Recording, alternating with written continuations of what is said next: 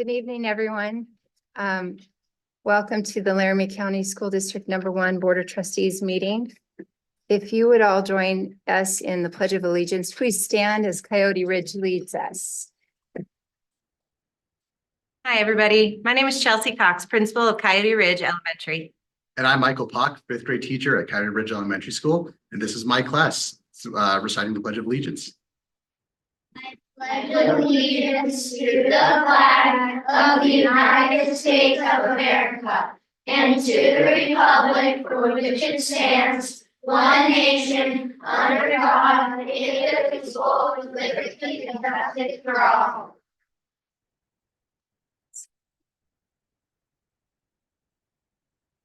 All right, I should say you might notice we're missing a few of our board members physically here, but I believe all of them are planning to join us via Zoom tonight. I know our chair had some previously scheduled travel plans to visit a son, so she's out doing that, and then Trustee Hinkle was on travel for work, and Trustee Ashby is coming back, but she wasn't sure if she would make it here personally in time. Having said that, I'm just wondering if there's any adjustments to the agenda. Madam Chair, there are no adjustments to this evening's agenda. Madam Chair, I move to adopt the agenda. Is there a second? I second that. All right, it's been moved and seconded. All those in favor, please say aye. Aye. Aye. And opposed? All right, the agenda has been adopted. Next, we have a recognition of staff and students for outstanding achievements. And tonight we are recognizing Nancy Nelson, our transportation trainer. Is Nancy here? Please come forward.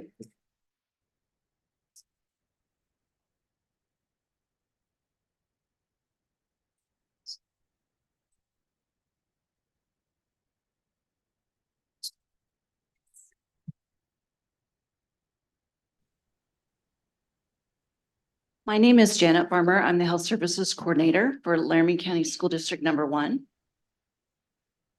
I would like to just give a little bit of background information. Stop the Bleed training is a national public health campaign that was originally developed many years ago by the Department of Defense to empower everyday people to act as immediate responders in life-threatening bleeding emergencies. The school nurses in LCSD1 regularly partner with Cheyenne Regional Medical Center to offer Stop the Bleed training to any school district staff across the district. That training provides hands-on learning on how to pack a bleeding wound and how to properly apply a tourniquet. In August of 2024, the school nurses, along with CRMC Trauma Services staff, provided a Stop the Bleed training to all transportation department staff. Nancy Nelson is a transportation department trainer. Last month, she put her Stop the Bleed training to use when she was able to help a community member who was actively bleeding. Nancy selflessly jumped in to provide assistance while awaiting emergency services.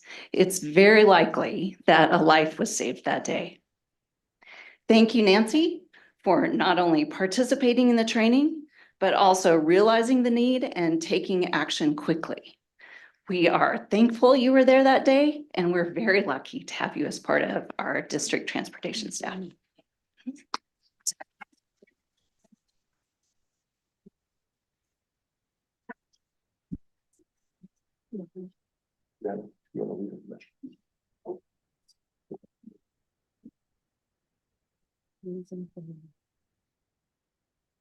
Thank you very much.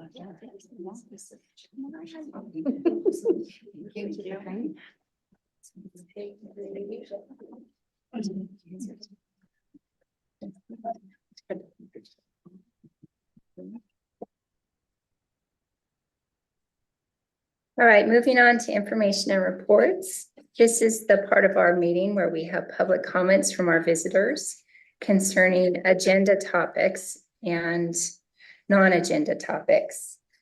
I believe I need to read a statement, which I need to put by the mic. So for the purpose of the board meeting, it's to conduct the business of the district publicly. The board sincerely values the community input and feedback on school operations and welcomes public comment on both agenda and non-agenda items. Individuals wishing to comment during a board meeting must sign up by 5:45 p.m. on the day of the meeting or by the day of the meeting. Sign up for public comment can be done electronically by accessing the form available on board docs under the public comment portion of the meeting agenda. Alternatively, individuals may also contact Darlene Davis to be added to the electronic sign-up sheet. We will begin by hearing public comment on agenda items, followed by public comment on non-agenda items. Please keep in mind, this is a time for the board members to listen and consider what you have to say, but not to comment or debate. The board asks that speakers state your first and your last name when you come up. Keep your comments to 3 minutes or less. And if you wish to discuss matters pertaining to the employment of a district staff member, such as the appointment, employment, evaluation, reassessment duties, and investigation, discipline, or dismissal of an employee. This will not be done during public comment portion of the meeting. Such comments should be directed to the Executive Director of Human Resources, or you may request to meet with the board during executive session. So with that, looks like we have just a few people on the agenda topics to speak tonight. First, we'll have Representative Steve Johnson.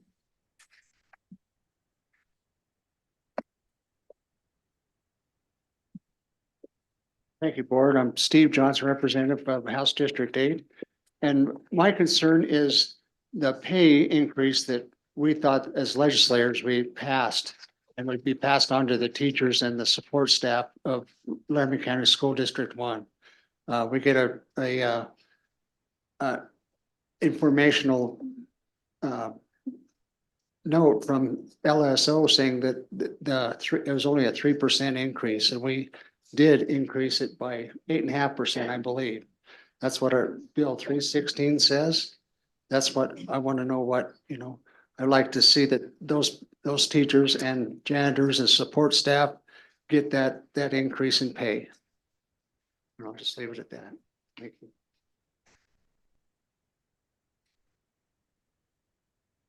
Thank you, Representative. The next is Representative Brown.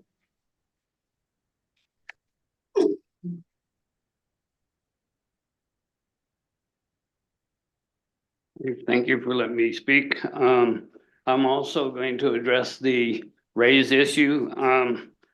The thing that has concerned me is I've had staff members come to me that are in my district and ask me how come they didn't get a larger raise when the legislature did pass in House Bill 316 the 8.5% raise, and we did fund that to the extent of $52,300,000 that was to go to professional and non-professional staff equally. I'd like to know why that's not happening. And then when they question that, they are being told that you need to talk to your legislators because we haven't been given the money. That's not true, according to the bill. And the governor signed it. It passed overwhelmingly in the House and the Senate. It was unanimous in the House. And there were only 2 senators that did not vote for this. So it's overwhelmingly passed. And then it was decided by the school district not to give the full raises. So it's not us that did not do that. And I would also like to speak very quickly about the swim team. We support what the swim team is doing. And when you look at this pool that has been paid for already, and it's being maintained already, and then to give them an unreasonable amount of money that they have to pay, you're gonna throw these kids out. They're not gonna be able to continue what they're doing. And we support them doing what they're doing. You need to give them a reasonable amount of money that they have to pay. Natrona County, $10 per athlete per month. I think that's reasonable, and I think that's something you should look at.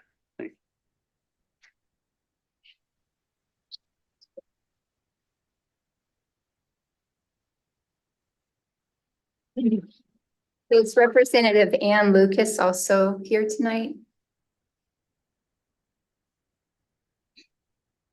Okay. Oh, is she online?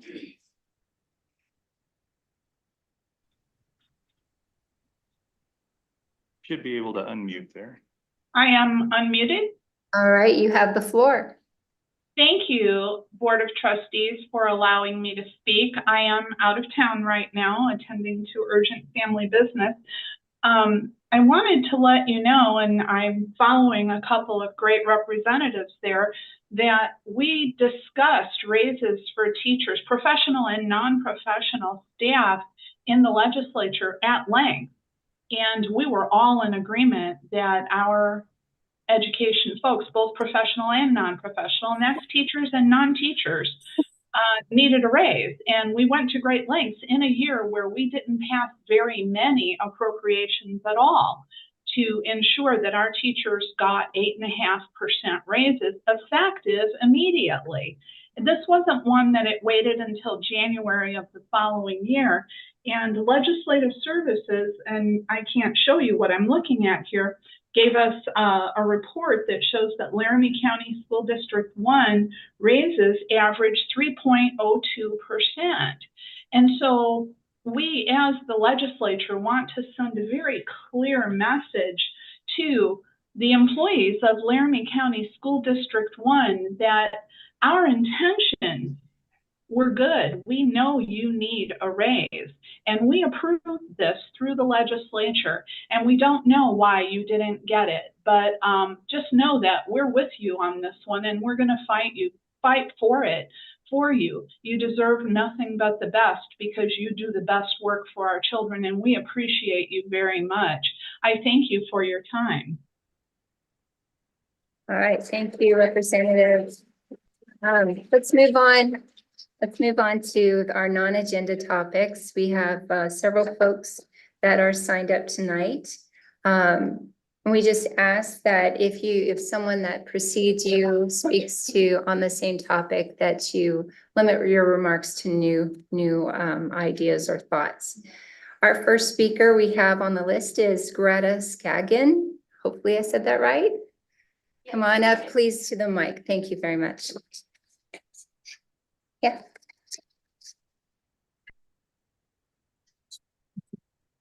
Hi, good evening. My name is Greta Skagin. I'm a nurse practitioner at the Cheyenne Regional Medical Center. And my daughter is a second generation club swimmer in Cheyenne, Wyoming. I grew up in Laramie, so these are new waters for us. I'm just going to briefly cover some information about the raise in the fee schedule that have concerned me, about how this is going to impact our specific club sport, the Capital City Athletic Swim Club. In particular, while I'm not here to question the information that the board reviewed or whether that assessment was accurate, but my concern is whether the assessment was done and the information was looked at in a meaningful way to go beyond just the numbers and where we're trying to make up lack of funding for these facilities by looking to the people who use them the most and seeing, if we're overburdening them when it comes to price. There's really no other pools in Cheyenne, Wyoming that offer the competitive nature for the blocks and the number of lanes, and just the facilities are they're unequal when you look at what's available in the local community. So I feel like it's an undue burden to ask any club swim team, if there happened to be another swim club beside us, that'd be wonderful, to go settle somewhere else if they can't afford your prices. Because frankly, you know what, in my vision, like, what is the benefit of these increased fee schedules if your most frequent regular customers cannot afford the price? You're not going to be reaping that revenue. We're going to be looking for a smaller facility to practice at. These kids aren't going to have the swim lanes they need to facilitate what these amazing coaches do for them. They're not going to have the blocks to prepare for jumping in and racing. And there's 3 high school swim pools. We're the only ones utilizing them in this fashion. There's the high school swim teams, men's and women, that go from women in the fall, men in the winter. And then since I graduated, there's been junior high in the late winter, early spring. And the swim club uses the high school facilities nearly year round. I want to say probably around 9 months. I don't know. I haven't been a part of it long enough to even assess that. But if we're not able to be there to use it because we get priced out, then what is the purpose? Okay, thank you, Ms. Thank you. Gagan, for your thoughts.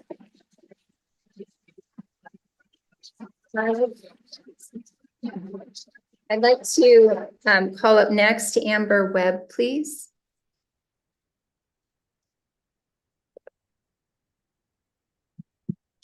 Good evening, members of the board. My name is Amber Webb. Sorry, I get weird. And I'm here tonight because of this new facility fee policy. This policy is not just about numbers, it's about our kids, our families, and the future of our community. Sorry. Right now, Capital City Athletics is being asked to pay $55,000 a year to use district pools. Yet the actual added costs from CCA, including the chemicals and occasional custodial time, are only closer to $5,000 annually.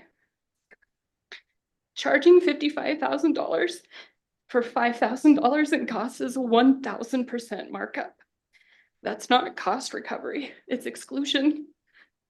When you exclude these families, the impact is devastating.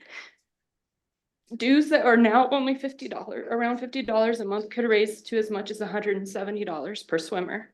For families with 2 or 3 kids, that's the cost of a car payment or a potential mortgage increase. Public pools should level the playing field and not turn it into a luxury facilities for only the wealthy. Let's also remember these pools are taxpayer funded. East High's pool alone costs $18 million. And at the ribbon cutting, district leaders promised it would serve the entire community. Families have already paid for these facilities once. They should not have to pay twice. Empty pools and excluded families are not the legacy this district should want to leave behind. Other Wyoming districts understand this concept. Albany County, Campbell County, Green River all waive fees for youth athletics, nonprofits. Casper charges $3,300 a year. LCSD1's $55,000 fee is more than 18 times higher than the state's previous maximum. We're an outlier and not in a good way. The consequences go far beyond dollars. CCA provides life-saving swim lessons, CPR and lifeguard training, college scholarships and opportunities. And let's not forget, CCA athletes are LCSD1 students. They compete on your school teams and represent Cheyenne and Wyoming at regional and national levels. When the district charges these excessive fees, it tells students that money matters more than them, more than their sports, more than their safety, and more than their future. That is the wrong message for a public school system to send to its children. I urge you to reconsider this policy, bring fees back in line with actual costs, work with the community organizations instead of against us. Let's fill our pools with kids, not lock them out because the families can't afford the access to them. Please show our children that they matter more than money. Thank you.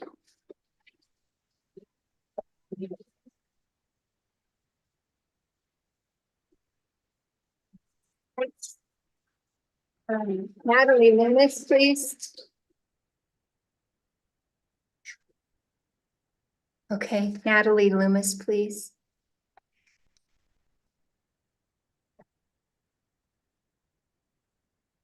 Hi, everyone. My name is Natalie Loomis, and I am a student in LCSD1. I'm also a swimmer for Capital City Athletics. At the beginning of the school year, a message was sent out to everyone in the district saying, and I quote, "As we begin a new school year, we're excited to welcome back our students, staff, and families. However, all of the swimmers on CCA are students in this district. Why are you not welcoming them either? Or why aren't you welcoming us back? And many of the coaches and other volunteers on CCA are teachers and staff members for the district. Why are you not welcoming them either? The unfair fees that the swim team is potentially having to pay are not only unreasonable, but also harming the students. It tells us that to you, money matters more than the students, and that's not okay. We are only asking that you work with us and not against us. For the middle and high school swim teams, a lot of the reason they are able to excel against Laramie and other schools is because of CCA. A large amount of the swimming records broken in the schools in LCSD1 are broken by swimmers on CCA. Club teams are the foundation that school teams are built on. If you take away our ability to train, you're weakening the very teams that represent LCSD1. By trying to shut out the students on Capital City Athletics, you're not only harming the students, but also the district, the city, and the state. The students on your swim teams are going to be able to perform so much better if they are able to practice year-round with CCA rather than just a couple of months with the district. Also, by shutting out the swim teams, you are potentially also cutting students off from earning swimming scholarships, as colleges look for athletes who train year-round. Some of the kids on CCA even have potential to go to the Olympics someday, but not if they are shut out and cut off from their sports. The fees are completely unfair and harmful to not just the swim team, but the students. The students are the whole reason that the swim team exists. CCA athletes aren't outsiders, we're your students. Show us that our hard work, our futures, and our opportunities matter more than money. Thank you.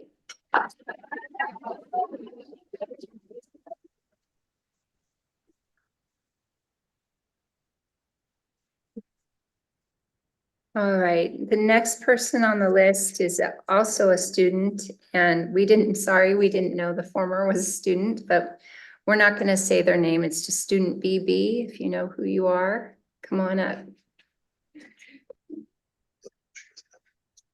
You don't have to announce your name because you are a minor. Hi, I'm here today as a sophomore.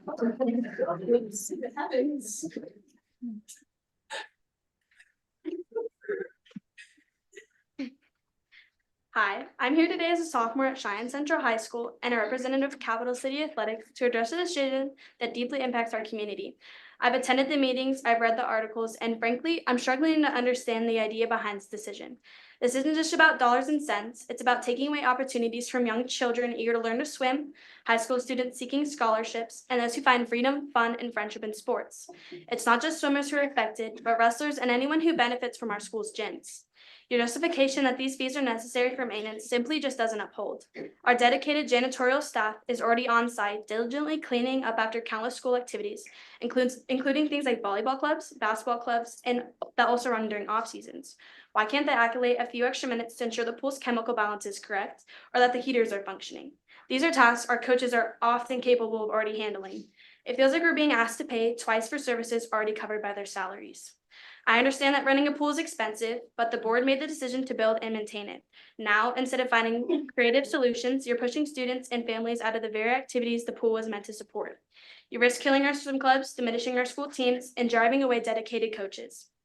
At a time when families are struggling to make ends meet and when teachers are leaving in droves, the decision sends a clear message that our students' well-being is not a priority. You spend millions of dollars to make your basketball, volleyball, and football teams look good when sports like swimming and wrestling are pushed aside. That money is coming from every person in this room. And from my understanding, every person in this room wants the money to go to every kid and every sport because every kid is deserving of an equal chance for an equal opportunity to do the sport they love.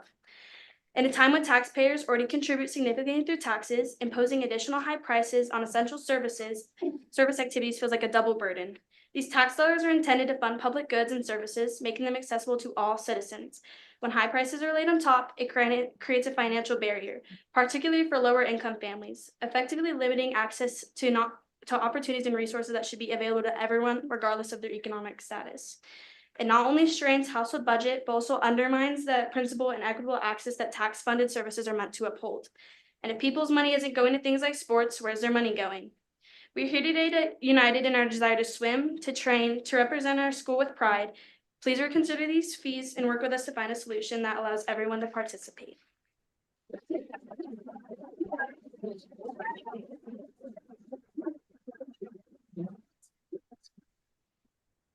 The next on the list is Larry White.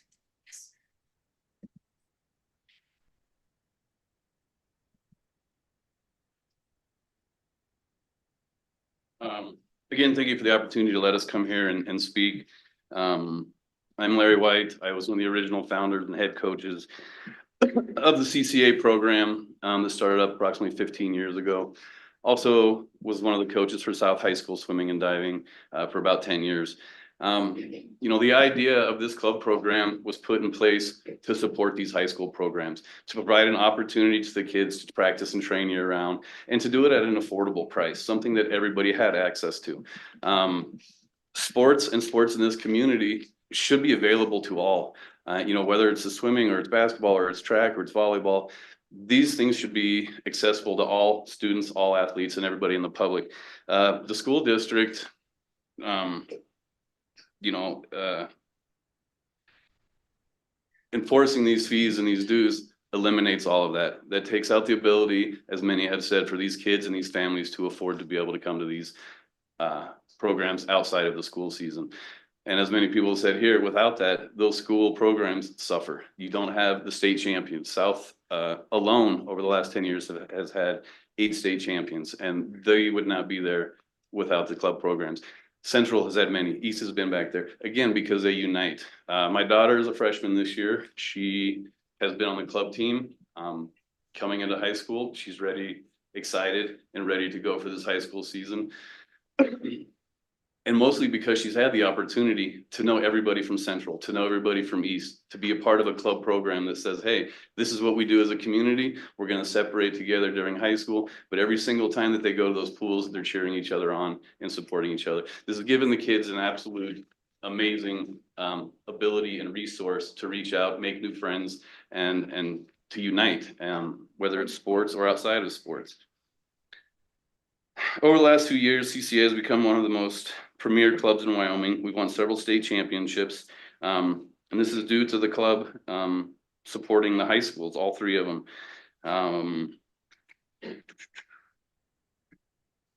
Again, I know that we're here on behalf of CCA, but this affects all club sports. It's not just the swim programs that are affected. It is all clubs, all kids, all public students that want to use these facilities and increase their ability and their athletic ability to train for these high school teams. You know, we ask that you reconsider these fees. We ask that you look again to how these affect, you know, going from a $50 monthly due to nearly tripling or quadrupling that price is outrageous, and families can't afford to accept those. Again, that causes these programs to deteriorate, fall apart, numbers diminish, and there's nothing left to support these high school programs. We ask that you reconsider these. We ask that you take notice to the amount of people that have showed up here in support of this. I know that had this been a public notice to the prior meeting, we would have had just as much support at that. You know, so we ask again that you reconsider that, grant our attorney the hearing that he's requested in the past. Thank you.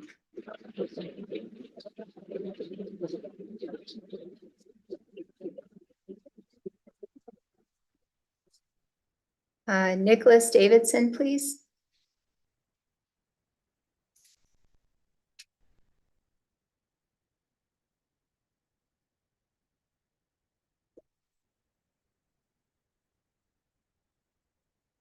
How you guys doing? Good evening, people of Cheyenne. I'm here speaking on behalf of myself, my business, 5Ps Basketball, and the kids of Cheyenne. Why are we raising the prices on rental fees when we're already limited on gym space? How can you be a part of a community that claims that they want the best for the kids but give them so less?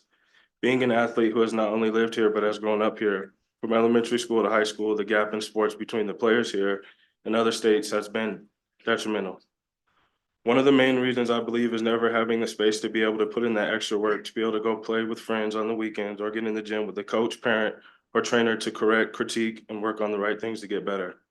Where you see in other states, the growth of athlete skills have been exponentially better because they have had the resources we are still struggling with to obtain till this day. We live in a town where we have no rec center, a rundown YMCA, and the Beast facilities that was bought without the acknowledgement of the people, only to be used for events and leagues that the city wants to do and half being for adults. We have coaches and trainers like myself who are willing to invest in these kids so that they can grow in their respectful sports. These type of decisions kill that and the opportunity for them. Don't we want to see the kids go and play at higher levels so that they can come back and invest in the community that helped shape them? Take the time to look in the mirror and say, it's not about me, but about we. We have to come together at a time in this world where you are seeing deaths from kids and young adults and be a part of the reason that that kid doesn't make that bad decision or end up dead. Not every child has a good home life. They use practice/training with their team to get away and stay grounded and continue to be a positive person in the community. We have to keep in mind the single parent who is already paying for everything else for their child, and now you expect us to give them more, only to turn around to give the money back to the school district. Will this money even be used for the kids? How will it be invested? Have you ever took the time to ask any of the parents of the athletes how much they spend to drive to Colorado to take their child to practice or train because there is no space for them to train here? That's all.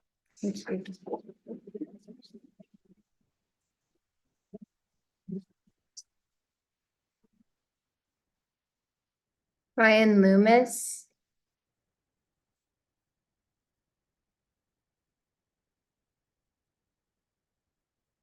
Ryan Loomis.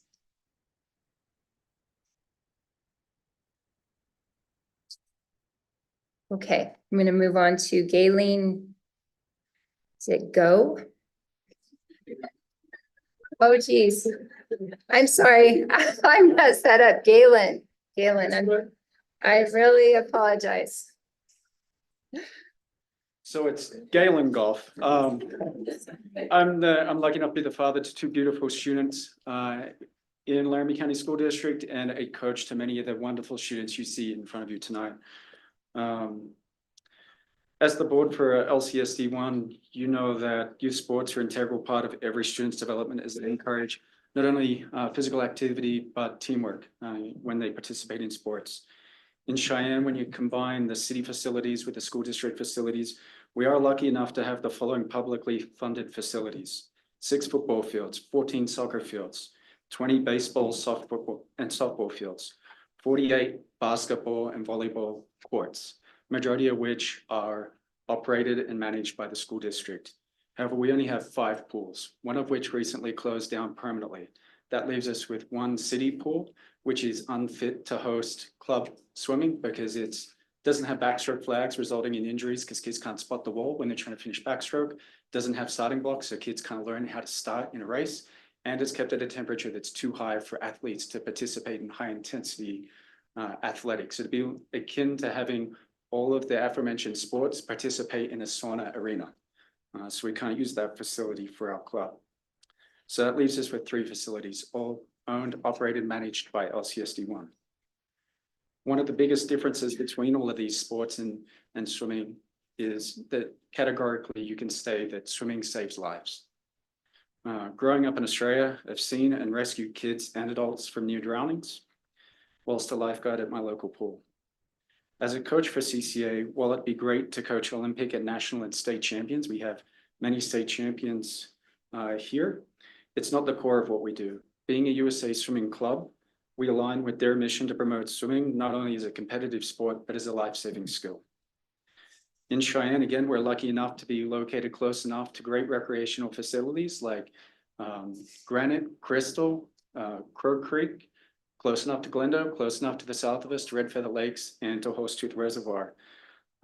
Without access to learn to swim programs in the pools that the school district operates, our kids are at risk of losing the ability to enjoy all of those recreational endeavors. When it comes to learn to swim in Cheyenne, you're probably wondering, well, how much capacity do we have? There are 3 options. We have the Y, we have the municipal pool, and we have CCA. CCA currently pretty much locked out because of the fee increases. That leaves us the Y and the Muni. Effectively combined, they have 80 slots every month for kids. Taking a rough ballpark, there's about 14,000 students in LCSD1. If you broke that down, just based on average per grade, you're looking at about 1,000, if not more, kindergarten kids. The district should have a commitment to those kids to offer the ability to learn to swim as a life-saving skill. Currently, we can only accommodate less than 10% of all kindergarteners getting access to learn to swim. It takes roughly 6 months to 2 years for a kid to become water safe, and that's shown through studies by USA Swimming. We're asking that the board reconsider the fees that are being proposed to use the swimming pools to afford programs like CCA to offer the 14,000 plus students access to learn to swim. Thank you.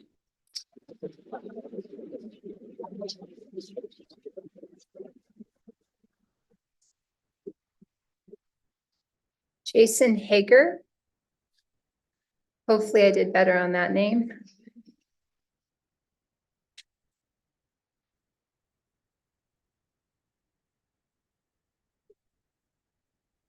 Good evening. I'm Jason Hager. I'm going to talk about the facility use fees.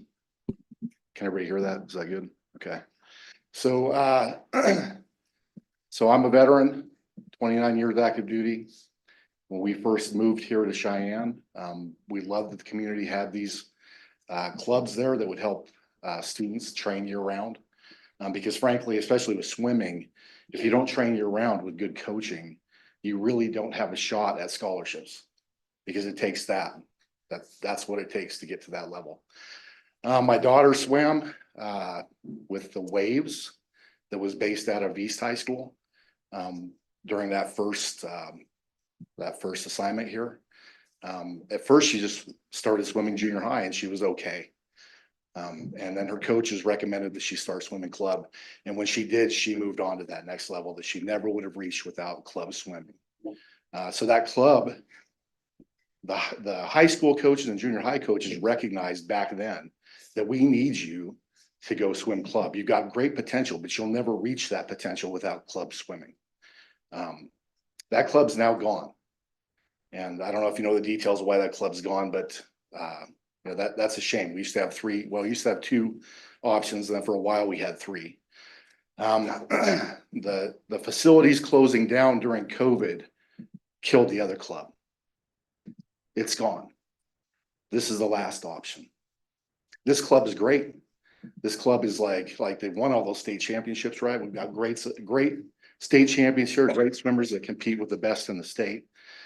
This club draws attention. When I moved back here the second time, because I left, got another assignment, then came back. From Wyoming originally, just so you know, raised in Rock Springs. I know that matters here. But when we came back, had these clubs not been available, we would have moved to Fort Collins and I would have commuted to work. So if this club dies, and it will, I know some of you are aware, maybe all of you are aware that we've restructured. And now we're like, now we straight rely on donations.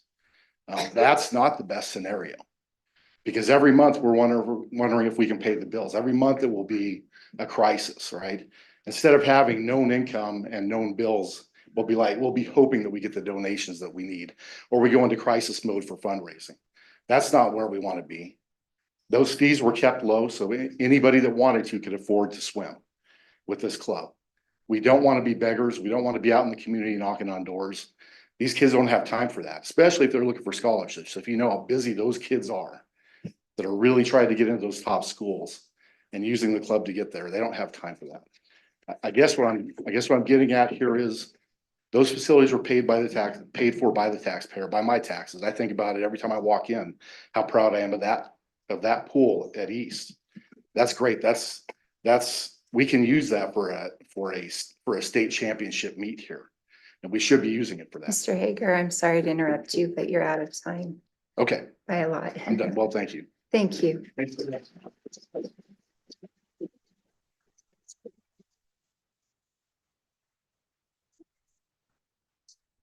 The last person on my list is Kimberly Stewart.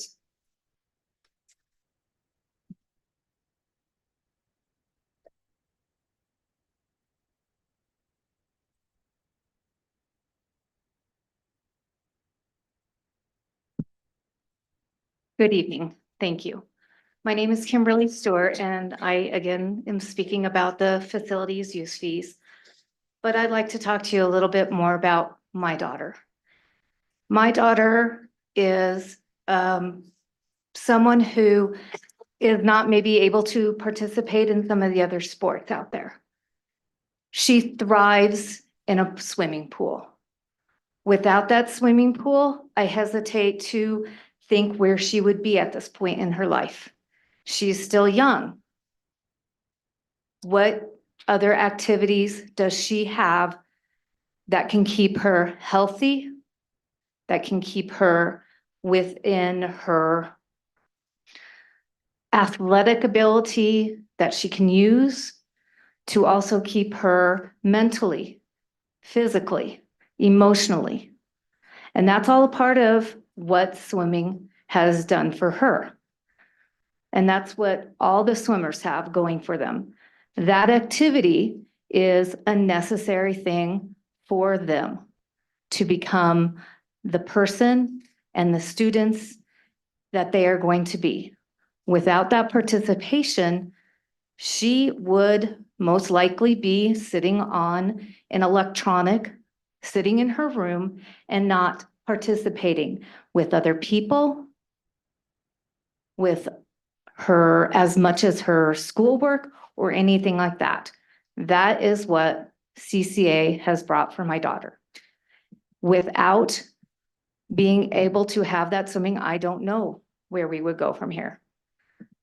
The facility use fees would make it to the point where we could not afford that, to go have her swim anywhere else.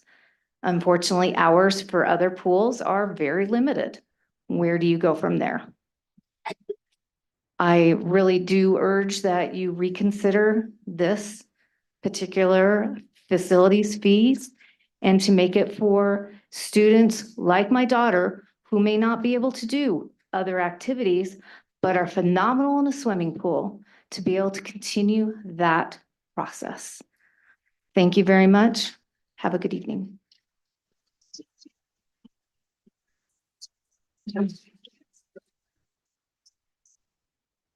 Well, thank you, everyone who signed up to speak tonight and came and shared your experiences and your stories with us. We appreciate the added information. Next on the agenda is the upcoming meetings. We have a September 16th meeting at noon for the board planning meeting with the superintendent. And this is the one where we have volunteers from the board. So I don't know if anyone's signed up yet. Barb, Trustee Cook has signed up already. Has anyone else signed up for that date that would like to meet? I can do the 16th. Okay, I'll put you down. Then we have on September 22nd at 6 p.m. our regular board meeting. There is no work session that night. September 30th, we have a noon meeting with the executive team. Is that a meeting where the September 30th, is that? I believe we're gonna scooch that till after the learning session. Oh, I'm sorry. The executive meeting, team meeting with the superintendent on September 30th. I'm sorry, what was your question? I'm wondering if that's, yeah, that's the executive team. I'm sorry, I'm reading it wrong. Okay. And then on October 6th, there is a 5 p.m. work session and a 6 p.m. regular board meeting. And with that, I'll move on to individual board communications and reports. Does anyone have any communications you'd like to share out with our community? Trustee Cook. Yeah, thank you, Madam Chair. A couple things. One, on August 29th, I went to the Central Rock Springs football game. So I saw that beautiful scoreboard that was gifted to us from the Maury Brown family. It was beautiful. And I watched the football players a little bit, but I also watched the spirit team. So this, at the end of the summer, the spirit team had done a little clinic for junior kids that were young kids that wanted to participate as cheerleaders. And so they had a clinic, and then that night they had the little girls got to perform with the central spirit team. So I wanted to just recognize Whitney Whitworth, Haley Brayton, and Kelly Graham, and they spearheaded it, did an awesome job. Lots of kids, and all those children were returned safely to their parents. So it was an awesome thing. And I also thought it really built community because there were a lot of people in the stands. So I wanted to recognize them. And then second, I was asked by a concerned parent who's also a teacher in the district about the reason that there was no crossing guard on Yellowstone, as had been the case for the last previous years for their kids. So my husband and I volunteered to be crossing guards for the second week of school.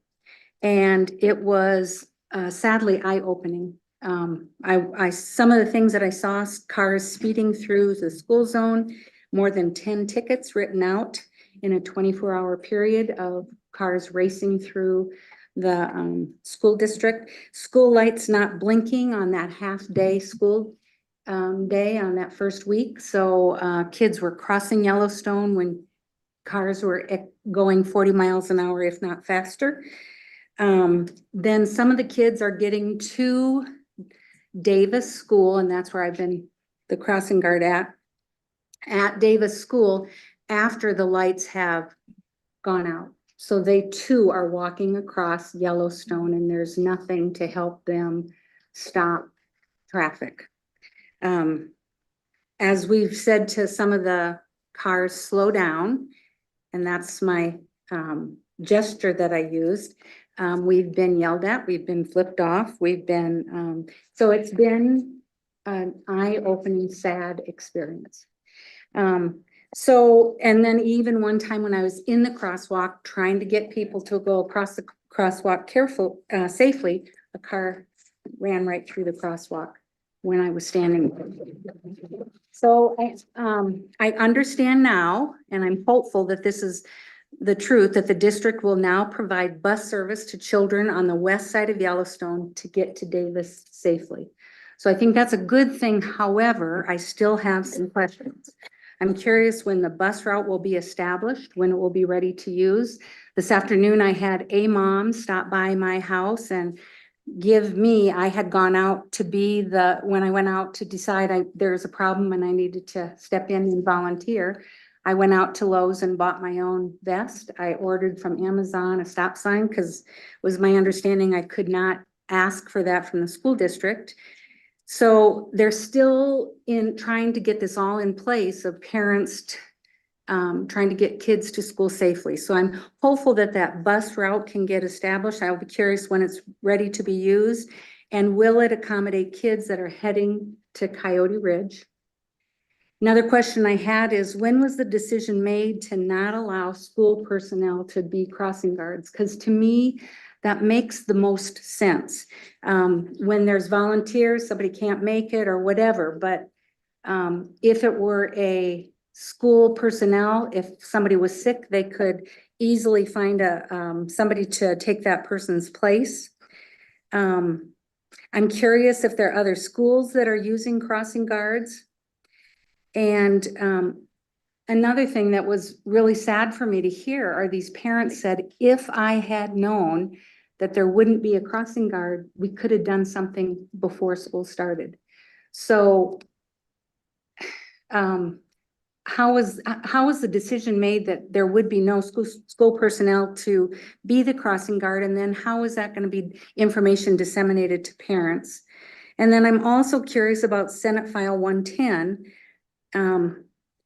which helps alleviate the liability of school district personnel or volunteers from being liable for anything that happens within the crossing guard. And then lastly, I'm really hopeful that we learn something from this, because there's schools that are going to be going offline. And so those kids are going to be going to different schools. My granddaughter being one of them will have to cross Pershing and Randall in order to, instead of going to Deming, to get to Pioneer Park. And I hope that this doesn't happen again, that parents are scrambling to find a safe way to get their children to go to school. So, Thank you, Trustee Cook. I've looked into that issue too, and I know it's very complicated, but you're asking the right questions. So thank you. look forward to discussing that more. Is there any other trustees who have any comments to share out? All right. Chairman, this is Renee Sorry, I Hinkle. forgot about our online folks. Go ahead, That's trustee. fine. I just wanted to make a plug for the Run for Number One that the Cheyenne Schools Foundation is putting on September 20th. It is to help raise money so that we can give grants to teachers throughout the district. And so I would just make a plug for everybody to come out and join us on that day. It's at Central High School, and it should be a really fun activity. So I would just love to see you all there. Thank you, Trustee Hinkle. I'm so glad you mentioned that. Is anyone else online, or our trustees that are joining us online have any comments? I do not. Okay, thank you. Moving on. Reports from the superintendent and staff. Thank you, Madam Chair. And as we get started here, thanks to our board members who are appearing online. I know between sick kids and being sick themselves and traveling for prior commitments, it's not easy, and we appreciate the extra effort to get online. Couple of short announcements and then a couple of extra things I'd like to share.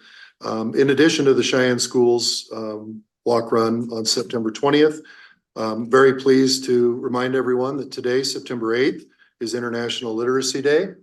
And just to brag a little bit about our schools, in this past spring on our Y-Top, 254 more students showed themselves to be proficient in ELA than this prior spring.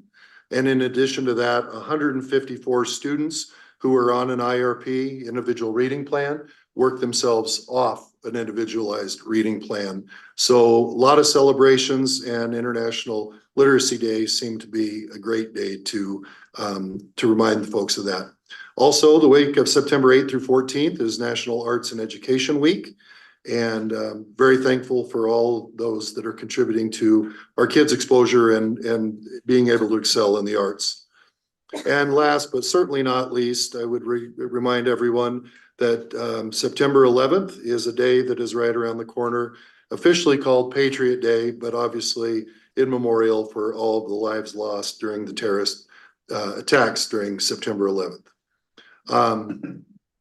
You may, those parents that are here may recognize that today we pushed out the video that our kids produced for safety. Safety is a hot topic this time of year, as it always should be.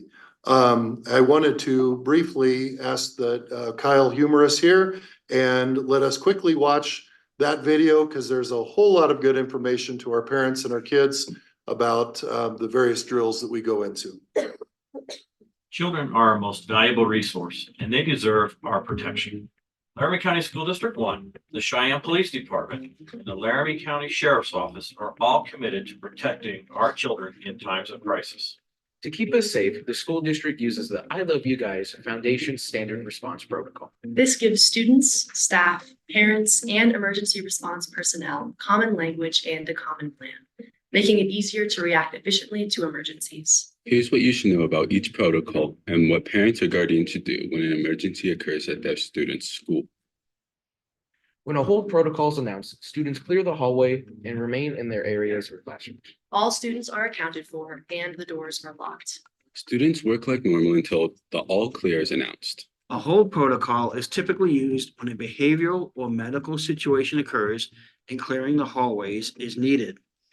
Parents, unless you get a call about your student, no action is needed. During a secure protocol, all students return inside the building and the outside doors are kept locked. It's business as usual inside until the all clear is announced. Secure protocols are often used when there is law enforcement or other emergency response activity happening in the area. Parents, no action is needed, and for your own safety, you should stay where you're at. During a lockdown, students move out of sight, preferably in a classroom. They remain silent and never open the door. Adults will recover us from the hallways if possible and lock their doors. Parents, we might be able to text you with updates, but please do not call us. It's important that we stay quiet. Parents should also stay where they are. Never go to the school during a lockdown, as this can put you in danger, create roadblocks for emergency vehicles, and create even more chaos. Do not call the school or your student. Stay tuned to your Remind app or local news station for updates. During an evacuation, students leave their things behind and follow staff instructions to get to the evacuation location. If it's possible, students are encouraged to bring their phones. Adults and staff will do roll call to ensure all students are accounted for. During an emergency that requires an evacuation, it's important to keep our roads clear for emergency response.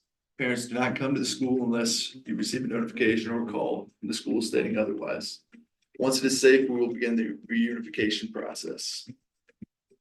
Shelter protocols happen during hazards such as tornadoes, hazmat, or earthquakes. Depending on the situation, students might get away from windows, drop, cover and hold, or be evacuated to the nearest shelter area. During a hazardous event, it is important for parents to keep themselves safe. Watch for Remind announcements, calls, and stay tuned to local news so that you know when it is safe to pick up your child and where your child is located. You might notice that Remind messages may be slightly delayed during these events. This isn't to keep you out of the loop. It's because everyone's busy handling the event. Also, rumors and misinformation spread quickly in events like these.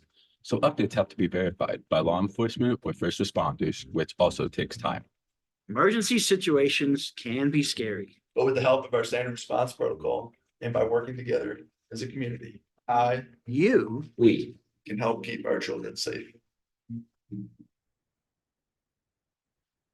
Thank you. And I will say, we've already had a number of drills as the school year has begun. We've also had a couple of false alarms, and we certainly recognize that that can be unnerving at best and perhaps scary at the worst. But we need to use all of these opportunities, treating them as if they're a real emergency, to make sure that in real emergency situations that we take things seriously and that we are prepared. The Department of Safety and Security is continuing on. I'm looking at a list of a whole bunch of trainings that they've engaged in as the year has gotten going. Not to mention that we do hold a district-wide emergency management and crisis team meeting every second Wednesday of the month from 10 to 11. They're typically in the administration building 306, and each school can, to the degree that they're able, send a representative. So this month, for example, we have Laramie County Emergency Management Team coming to discuss emergency operation plans. And then we typically hold a 15-minute tabletop drill at the end of each meeting. So we continue to keep our focus on the safety and security of our kids and our buildings. The one last topic that I want to provide a little bit of clarification on, as you heard some of our folks talking this evening about the very generous 8.5% external cost adjustment that the legislature allocated to school districts across the state this year. There's been a lot of commentary in the public sphere recently asking a very fair question, and that is, did we allocate all of those funds to compensate our employees? It's a very fair question. However, it appears that that question has been muddied a bit by some conflicting information and maybe only parts of stories that have been dispersed, and our public certainly deserves the full story. It appears that a LSO memo may have gone out that looked at average changes in salaries that doesn't take into account things like years of experience steps that absolutely make for more money in the pockets of our employees, lane changes as they get more experience, or education, I should say, and increasing health insurance costs that are covered by this district. And so when we say we got an 8.5% increase, that is not to say that the legislature, as generous as their gift was, They did not allocate 8.5% more money to each employee's salary. They increased the generous pot of money that they give us by 8.5%. So back to the very fair question. Did we allocate all those funds to compensate employees? So 8.5% more salary dollars for Laramie 1 equals $9.6 million. What an incredible gift to give to our employees. So did we allocate $9.6 million additional money for salaries and benefits for the total compensation package for our staff this year? I'm pleased to tell you that not only did we allocate all $9.6 million, but we allocated through the consolidation of programs, through the elimination of staff that due to our shrinking population, not just the $9.6 million that were given, but the district came up with an additional $2.6 million in new money to dedicate to staff compensation. So did we spend the $9.6 million in additional funding? Yes. And then an additional $2.6 million. And the compensation package for our employees this year was not 9.6 million. It was actually 12.2 million. So where does that leave us? That leaves us very grateful to the legislature for allocating us this external cost adjustment. And I believe I speak for all employees in this district when I extend our further appreciation to this Board of Trustees for committing the additional $2.6 million additionally, so we can recruit and retain high-quality employees to serve our students and community. And Madam Chair, with that, that is the end of my reports. Thank you, Mr. Superintendent, for your report tonight. I think it would be probably behoove us to, since our legislators have left, maybe we can follow up with some correspondence that based on your report tonight. And then we want to convey appreciation for the safety video that has been sent out. I don't know if that's available on our website, but it might be something we look into just to have a resource for our community to go to when they have questions about what to do in safety situations. And with that, we'll move on to the consent agenda. All agenda items listed with the designation of CA are considered to be routine items by the governing body and will be enacted by one motion. There will be no separate discussion on these items. Any item removed from the consent agenda will be considered in its normal sequence on the agenda. So does any board member request to remove a motion from the consent agenda?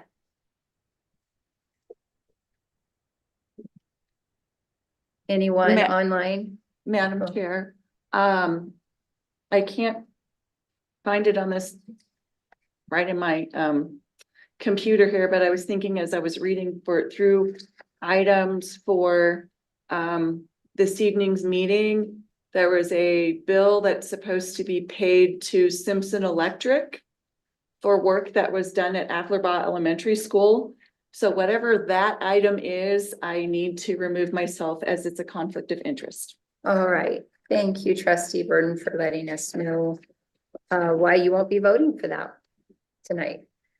Is there any other board members that want to speak up about removing any motions from the consent agenda? Okay. Madam Chair, I move to approve all motions listed as consent agenda. There's a motion. Do I hear a second? Second. Thank you, Trustee Cook. It's been moved and seconded to approve all motions listed on consent agenda. All those in favor, please say aye. Aye. Aye. Any opposed? All right, consent agenda has been adopted. Moving on to new business. Madam Chair, I move to increase professional service contract with by architectural means in an amount not to exceed $100,000, perform services of facility project planner architect consultant. I'll second that. It's that motion's been moved and seconded. Is there any comments? Madam Chair, Yes, can you tell me, is this the money that's going to be used for Alta Vista's parking lot? Mr. Superintendent? Yeah, Madam Chair, Mr. Knapp, could you please come up and address this motion? Madam Chair, Trustee Cook, that is not the money for AfterBus parking lot. This money is, I'll give you just a little bit of brief history on this. We quite often have continuing service contracts with contractors and designers. We had an RFP a while back that went out for designers, and we accepted 3 of them. Each were awarded and approved by you guys for $100,000 each. This particular consultant has been doing all the spatial programming and ed specifications for several projects, the McCormick Junior High renovation, the new art elementary school, new 5-6 elementary school, as well as a couple of other small projects. 2 of the consultants are no longer available due to other obligations they have. So this particular consultant has been doing all of that work. Okay. Thank you. Thank you. Any other comments by the board? All right, the motion to contract for facility project planner architect consultant has been moved and seconded. All those approved, please say aye. Aye. Aye. And those Aye. opposed? All right, that motion has been passed. Next motion. Madam Chair, I move to approve professional services by Edward Miller for the design and replacement of the transportation fuel island in the amount of $77,150 and the design and site assessment for a driver's training pad in the amount of $14,000 for a total of $91,150, including a 10% contingency for associated governmental fees and requirements. Is there a second? I'll second. Thank you, Trustee Burden. Yeah, So, somebody online. oh, I'm sorry. I saw your finger go up. Trustee Hinkle, thank you. The motion has been moved and seconded. Are there any comments? Trustee Yeah, Cook. Madam Chair, can that also be explained? Is it for the transportation facility or, sorry, Mr. Knapp, Mr. Knapp. should I ask you to stay up? Yeah, Madam Chair, Trustee Cook, that is for the transportation facility. And the main reason for that is that we have a lot of gas buses now that we've been purchasing. And they only have diesel fuel tanks out there. Oh, So that's what that's for. And I'd have to confirm this, but I believe the last conversation that our transportation director had with the state that that's probably going to be reimbursable. oh, okay. Thank you. All right. Any other comments on that motion? Okay, that motion's been moved and seconded. All those in favor, please say aye. Aye. Aye. And those opposed? That motion has passed. The next regular board meeting will be held on Monday, September 22nd at 6 p.m. The business of the district is done. Guess I need to do that. Is there a motion to go into executive session?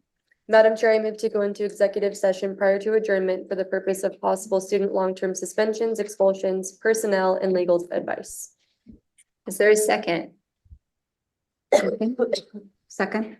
Thank you, Trustee Cook. It's been moved and seconded. Any comments?